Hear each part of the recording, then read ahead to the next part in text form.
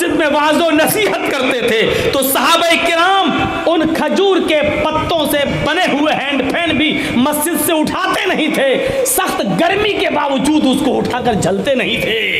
एक हमारी हैसियत, हमारी औकात और हमारा दिल, हमारा कलेजा इतना मजबूत है कि कुरान पढ़ा जा रहा है, आयतें पढ़ी जा रही हैं, सूरह असर की तिलावत हो रही है, मौलाना चीख चीख कर खामोश होने की बारे में बार बार कह चुके हैं, लेकिन इसके बावजूद हम खामोश होने का नाम नहीं लेते हैं। हम जब कोई दीनी बात कहते थे तो सहाबाए किराम अपने सरों पर बैठी हुई मक्खी भी नहीं उठाते थे, उड़ाते थे। ऐसे कर देंगे इतनी देर में कहीं कोई बात छूट न जाए या ऐसा न हो कि हम सुन न सकें। जर्जीस साहब के पीछे पंखा चल रहा है, फैन जिसकी हवा लग रही है हमें। उस जमाने में ये इलेक्ट्रिक फैन नहीं थे, पंखे नहीं थे, बैटरियां नहीं थी। खजूर के पत्तों से हैंड फैन बना लिया करते थे, हाथ के पंखे मस्जिदों में वो उठाकर झलते थे। लेकिन जब तक अल्लाह के रसूल स्पीच देते थे, तकरीर करते थे, खुतबा देते थे या मस्जिद में वाज़ो नसीहत करते थे तो सहाबा किराम उन खजूर के पत्तों से बने हुए हैंड फैन भी मस्जिद से उठाते नहीं थे। सख्त गर्मी के बावजूद उसको उठाकर झलते नहीं थे। एक हमारी हैसियत, हमारी औकात और हमारा दिल, हमारा कलेजा इतना मजबूत है कि कुरान पढ़ा जा रहा है, आयतें पढ़ी जा रही हैं, सूरह असर की तिलावत हो रही है, मौलाना चीख चीख कर खामोश होने की बारे में बार बार कह चुके हैं, लेकिन इसके बावजूद हम खामोश होने का नाम नहीं लेते हैं। हमें डर लगता है कहीं ज़मीन फट ना जाए, हम ज़मीन के अंदर समा ना जाएं। अय अल्लाह, इतनी सी बातों पर पहले आग के अजाब नाजिल हो जाया करते थे, पत्थरों की बारिशें नाजिल हो जाया करती थी। अय अल्लाह, तू कैसे रुका हुआ है? आज हमारे ऊपर पत्थरों की बारिश क्यों नहीं हो रही है? मेरे भाइयों, शायद ये हमारे नबी की उस दुआ का नतीजा है कि अल्लाह हमारी उम्मत को आग और पत्थरों के अजाब से हलाक व बर्बाद मत कर। ये हमारे कलेजे हैं, हमारे गुर्दे हैं, इतने मजबूत हैं कि सब कुछ सुनने के बावजूद भी हम शोर करते हैं। ये कुरान व हदीस हल्का हमारे अमल नहीं दिखाई दे रहे, नहीं दिखाई दे रहे। तो दो ही ठिकाने हैं, हम और आप दोनों ठिकानों में से किसी एक ठिकाने के करीब हो रहे हैं। मान लीजिए किसी की ज़िंदगी 80 साल है और 50 साल वो की उम्र हो चुकी है, मालूम नहीं है उसको, लेकिन उसके नामे अमाल में लिखा है, अल्लाह को मालूम है। अब 30 साल बाकी रह गए हैं उसके, गोया के वो 50 साल अपनी कब्र के करीब हो चुका है, या यूं कह लीजिए कि 30 साल उसकी जन्नत या जहन्नम में जाने में रह गई है। 30 साल अपनी जन्नत या जहन्नम के करीब हो गया। जन्नत में जाने वाले आमाल तो बड़े अजीब हैं। किसको आयतल कुर्सी याद है? खड़ा कर दें और सुने। कभी कभी दिल चाहता है कि कभी कभी किसी को खड़ा करके सुनना भी चाहिए कि देखें 20 साल की तकरीरों का रिजल्ट क्या निकला है। किसी एक का इम्तहान लेके देखूं, लेकिन फिर डर लगता है कि अगर नहीं सुना पाया तो कहेगा मैं ही मिला था मौलाना जर्जीस को पूरे मजमे में, किसी और को खड़ा नहीं किया गया, हमारी इंसल्ट कर दे को थे। मन क़रा आयतल कुर्सी फी कुल्ल सलातिन मक्तूबतिन लम यमनअहु मिन दुखूलिल जन्नति इल्लल मौत। नबी अकरम सल्लल्लाहु अलैहि वसल्लम ने तो ये फरमाया कि जिसने हर फर्ज नमाज के बाद आयतल कुर्सी पढ़ी, जिसने हर फर्ज नमाज के बाद आयतल कुर्सी पढ़ी,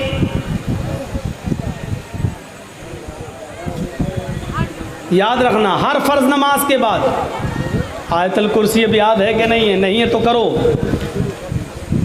मन क़रा आयतुल कुर्सी मिन कुल्लि सलातिन मक्तूबतिन, हर फर्ज नमाज के बाद जिसने आयतुल कुर्सी को अपना वजीफा बनाया, उसको पढ़ना शुरू किया और अपनी आदत बनाई, लम यमनहु मिन दुखूलिल जन्नति इल्लल मौत, उसको जन्नत में जाने से मौत के सिवा कोई चीज नहीं रोक रही है। यानी मौत उसको जन्नत में जाने से रोक रही है बस, यानी वो मर नहीं रहा है, जब मरेगा तो जन्नत में चला जाएगा। उसको जन्नत में जाने से अगर कोई चीज रोक रही है तो मौत रोक रही है। ये थे जन्नत में जाने वाले रास्ते, लेकिन हमें पता कहाँ है।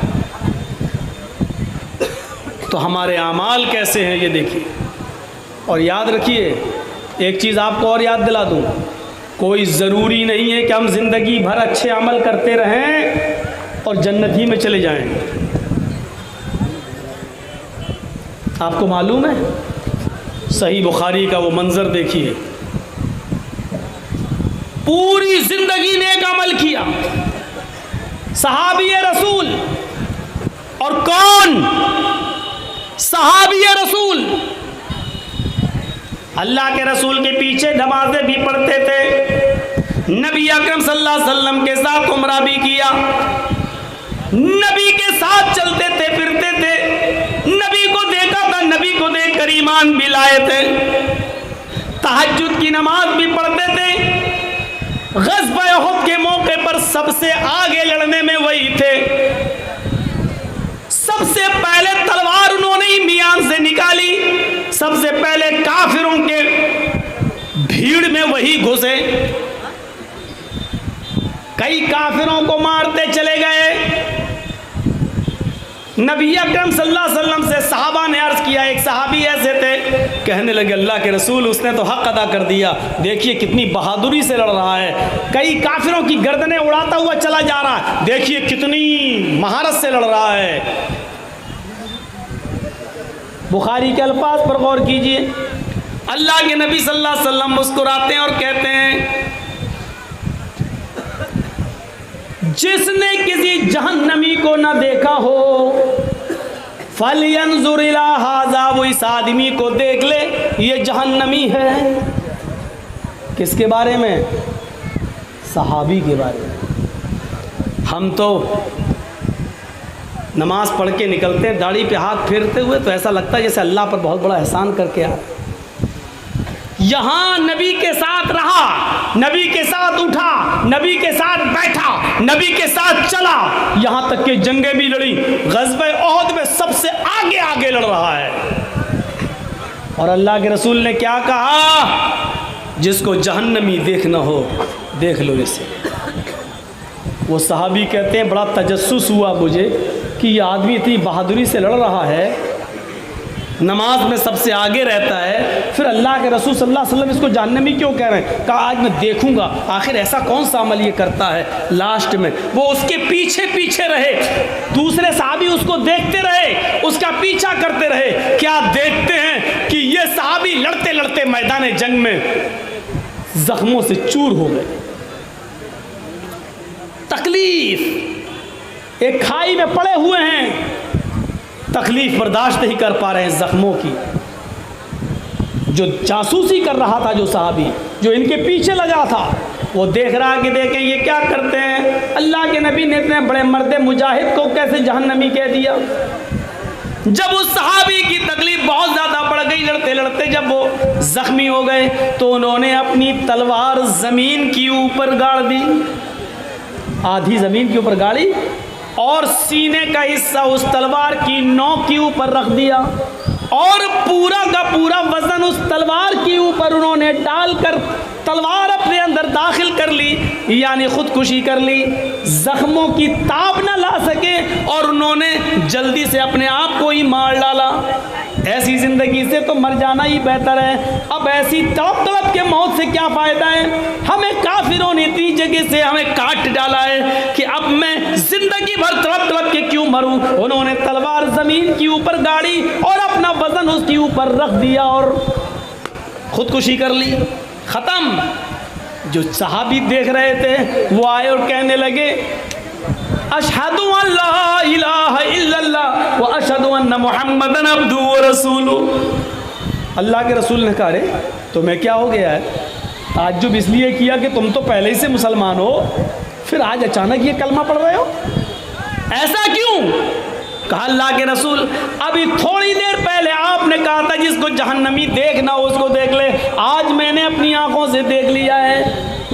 पूरी जिंदगी जिसने दीन पर नेक काम किए, दीन पर अमल किया और आखिरी वक्त में गलत काम कर गए, जख्मों की ताप न ला सके और खुदकुशी करके उन्होंने अपने आप को मार लिया।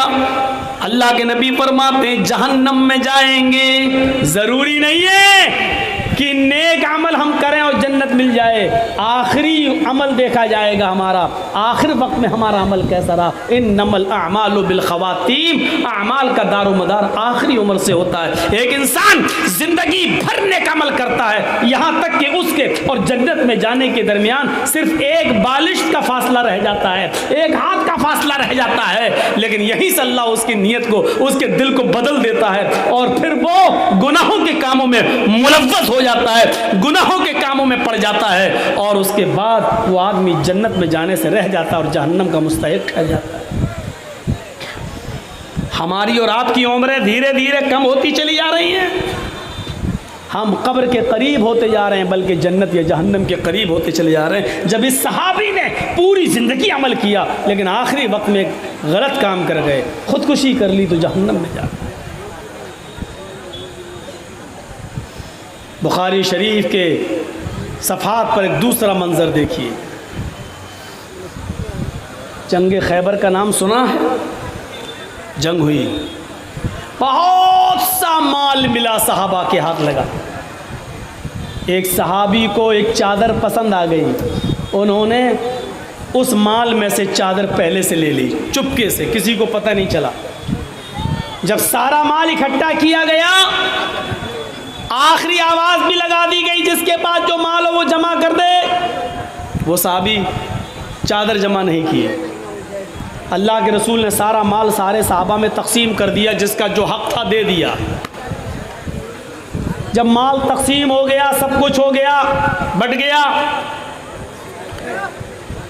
कई महीनों के बाद वो सहाबी एक चादर लेकर आए।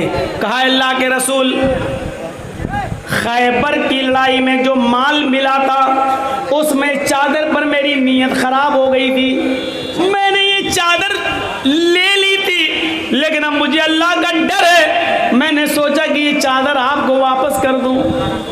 अल्लाह के नबी फरमाते हैं जाओ ले जाओ। अब इस चादर को मैं कितने टुकड़ों में बांटूं और इस चादर के कितने हिस्से करके सारे सहाबा में तकसीम करूं?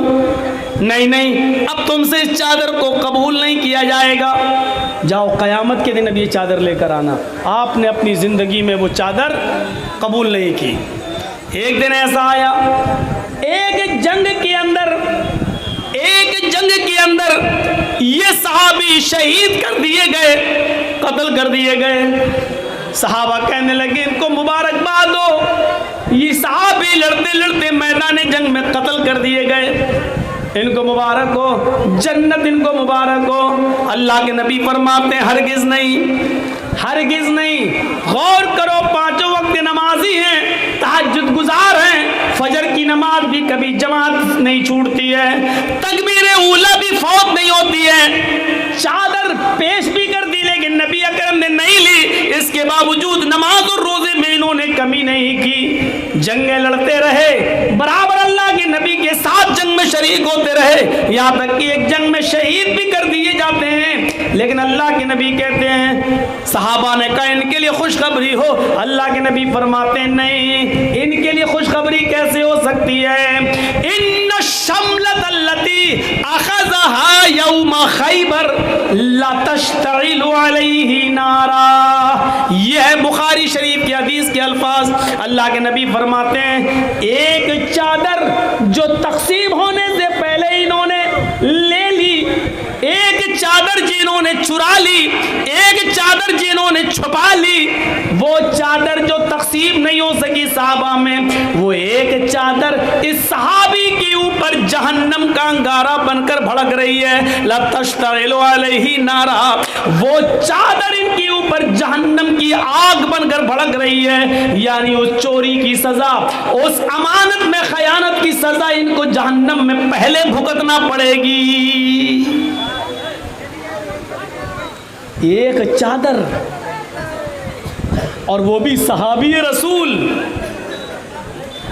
हम अपने समाज और सोसाइटी पर गौर करें, कितने लोगों की ज़मीनों पर हमने कब्जे किए होंगे, कितने लोगों को हमने अपने पावर और अपनी हैसियत से दबा कर रखा होगा, कितने यतीमों का हक मारा होगा, और कितने लोगों का हमने नाजायज़ फ़ायदा भी उठाया होगा। एक आदमी बीमार है, उसकी 2 लाख रुपए की ज़मीन है, लेकिन उसकी माँ बीमार है, बाप इंतकाल कर चुका है, बेचारा अपनी माँ का इलाज कराना चाहता है। उसकी ज़मीन की कीमत 2 लाख रुपए है, लेकिन हम अब खुश हो रहे हैं। क्यों? क्योंकि उसकी माँ बीमार है। अब वो अपनी माँ के इलाज के लिए ज़मीन बेचेगा और मजबूरी में 2 लाख की ज़मीन 1.5 लाख में देगा। हम उसकी मजबूरी का फ़ायदा उठा रहे हैं। अब वो आता है, भाई साहब मेरी माँ बीमार है, क्या ये ज़मीन में बेचना चाहता हूँ, आप लेंगे? आपने कहा ले लूँगा, लेकिन आजकल ज़मीन की कीमत बढ़ी कहाँ है, लॉकडाउन के बाद हालत ख़राब है। ये हमने बहाना करना शुरू कर दिया। अरे साहब 2 लाख, हम जानते हैं 2 लाख उसकी कीमत है, लेकिन इसके बावजूद हम जानते ही मजबूर है 1.5 लाख में देगा, और हम 1.5 लाख में लेते हैं, और वो बेचारा मजबूरी में 1.5 लाख में बेचता है। कभी आपको तरस आया उसके ऊपर? कभी आपको तरस आया कि उसकी माँ बीमार है, चलो 2 लाख की ज़मीन 2.25 लाख ले लें? कभी सोचा 2.5 लाख में ले लें? हमारी ज़मीन की कीमत तो बढ़ी जाएगी 2-4 साल में, लेकिन बेचारा उसकी माँ का इलाज तो अच्छा हो जाएगा। कभी हमारे दिल में तसव्वुर आया? नहीं। 2 लाख की ज़मीन को 1.5 लाख की ज़मीन में खरीदने वालों, अल्लाह की कसम, अमानत में खयानत में ये भी लिखी जाएगी। आप ये मत कहिए कि उसने तो अपनी खुशी से दिया है, वो राजी था, उसने तो सौदा तय करके दिया है। नहीं, आपको मालूम है 2 लाख की ज़मीन है, वो 1.5 लाख में मजबूरी में दे रहा है, और आप ले रहे हैं। आप अमानत में खयानत कर रहे हैं, आप 50,000 रुपए का डाका डाल रहे हैं। आप ये सौदा खुशी का नहीं माना जाएगा। शरीयत के दायरे में ये सौदा खुशी का नहीं माना जाएगा। ये चौधरियों सुन लो, और गांव के साहूकारों, गरीबों की गुर्बत का फ़ायदा उठाने वालों, मजबूरों की मजबूरी का फ़ायदा उठाने वालों, बचोगे नहीं क़यामत के। वल अस्र इन्नल इंसान लफ़ी खुस्र, ज़माने की कसम, रुए ज़मीन पर जितने भी लोगों को तुम देख रहे हो, सब नुकसान ही नुकसान के अंदर हैं, सरतापा नुकसान में डूबे हुए। सर से लेकर पैर तक ये सब नुकसान में डूबे हुए हैं, कोई भी फायदे में नहीं है। एक एक दिन करके इंसान की जिंदगी जो जो गुजरती जा रही है, वो अपनी कब्र के, अपनी जन्नत या जहन्नम के करीब होता जा रहा है। अल्लाह न करे अगर धीरे धीरे ये अपनी जहन्नम के करीब होता चला गया, तो इससे ज़्यादा नुकसान और क्या होगा, इससे ज़्यादा खसारा और क्या होगा, इससे बड़ा इंसान का नुकसान और क्या होगा कि वो एक 2-2 साल गुजारता जा रहा है और जहन्नम के करीब होता जा रहा है। इसीलिए मेरी पुरानी तकरीरें उठाकर देख लो, कभी मैंने अगर जन्मदिन बनाने वालों के बारे में बोला है तो क्या बोला है, वो आप सेंटेंस उठाकर देख सकते हैं। जो लोग अपनी औलाद का, अपने बेटों का जन्मदिन मनाते हैं वेस्टर्न कल्चर से, पश्चिमी सभ्यता से प्रभावित होकर, पश्चिमी सभ्यता से, मगरबी तहजीब से मुतासिर होकर, क्या हो रहा है, मेरा बेटा 4 साल का, happy birthday to you, cake काटते हैं। आज हमारा बच्चा 4 साल का, आज हमारा बच्चा 5 साल का। मैंने डंके की चोट पे बंगाल की धरती पर कहा है,